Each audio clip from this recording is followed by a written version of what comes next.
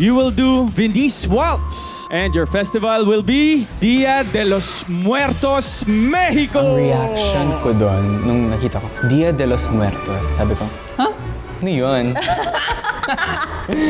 Ako familiar ako doon dahil sa movie na Coco. Na-excite lang ako kasi naisip ko si Coco. We're gonna look very Mexican, Dia de los Muertos vibe. Yes.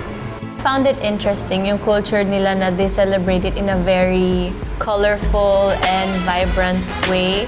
Kasi parang sa atin, when we celebrate the day of our loved ones na who passed, parang it's very solemn. Pero sila parang, let's celebrate, it's their day. We're gonna be dancing Venice Waltz. Yes.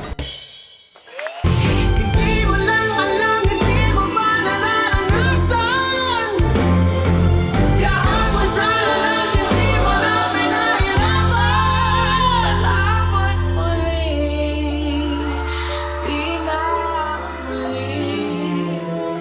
Mahal ko hanggang sa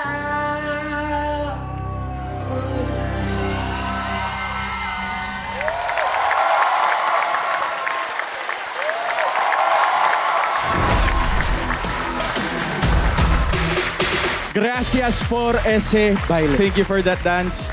A little trivia lang po. Itong festival na to na nangyayari sa Mexico happens at around November 1 to 2. At ang literal translation po niya is Day of the Dead. So technically, this is the way how Mexicans celebrate their All Souls Day and All Saints Day during that day. Tanungin na natin, Coach Jay.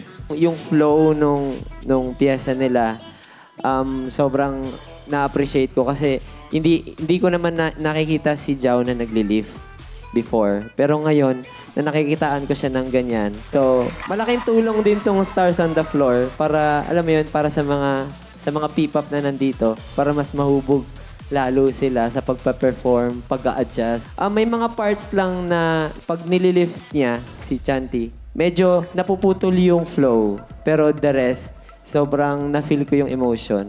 Kahit hindi nyo pinipilit na iparamdam. Thank you po. Impressed ako dun sa tindig nilang dalawa. Kasi napakahalaga niyan kapag ganitong klaseng sayaw yung ginagawa nyo at ibinigay nyong dalawa yan. Parang nung pinapanood ko kayo, parang yung sinabi ko sa sarili ko, ay, parang me time.